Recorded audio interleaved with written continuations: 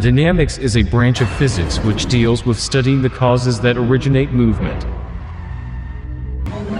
To study dynamics, it is necessary to understand everything capable of deforming a body or varying its state of rest or movement, which we call force. The unit of force used in the international system is the Newton, which is equivalent to 1 kilogram per meter per second squared. In short, it is the force necessary for a body of mass of 1 kilogram to acquire an acceleration of 1 meter over a second squared. Isaac Newton laid the foundations for him in the studies carried out by Aristotle and Galileo by enunciating his laws, which are known as Newton's laws. The property of a body to remain at rest or in motion with constant velocity is called inertia. And Newton's first law is often called the law of inertia.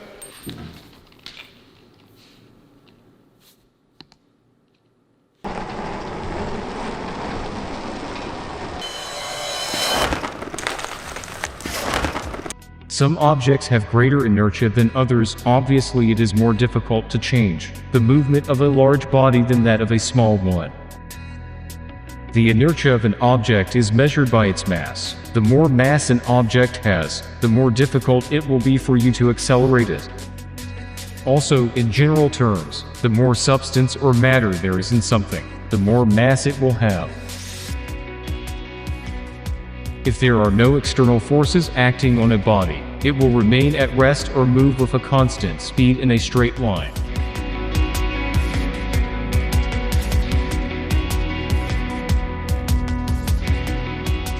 Movement ends when external forces such as friction act on the body's surface until it stops. For this reason, the movement of an object that slides on an ice surface lasts longer than on a concrete surface, simply because ice has less friction than cement. Galileo stated that if there is no friction, the body will continue to move at a constant speed, since no force will affect the movement. On our planet it is difficult to see this phenomenon due to friction, but in outer space all this is true. For example, with planets, moons, and satellites.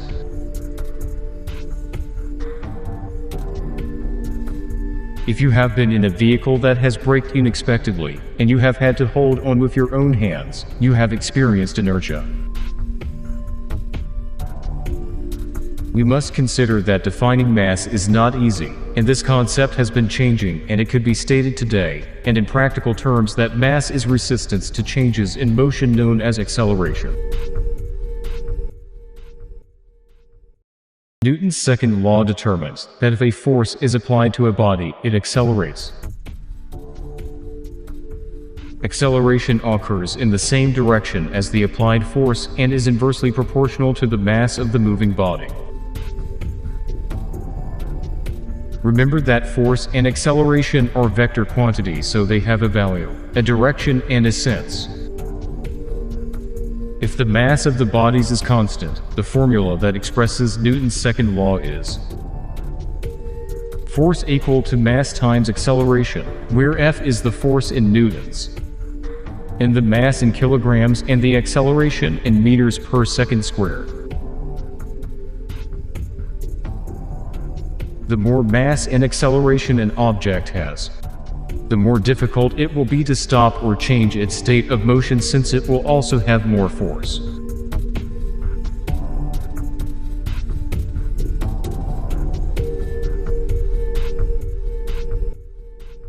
Newton's third law postulates that the force that drives a body generates an equal force that goes in the opposite direction.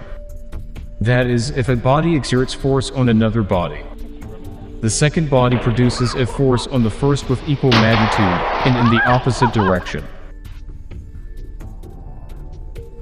Force always occurs in equal and opposite pairs. For this reason, Newton's third law is also known as the law of action and reaction.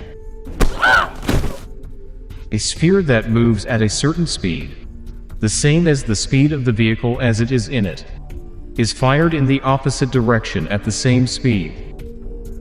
Now, according to the observer, it would be in a horizontal rest since the forces due to the effect of speed cancel out.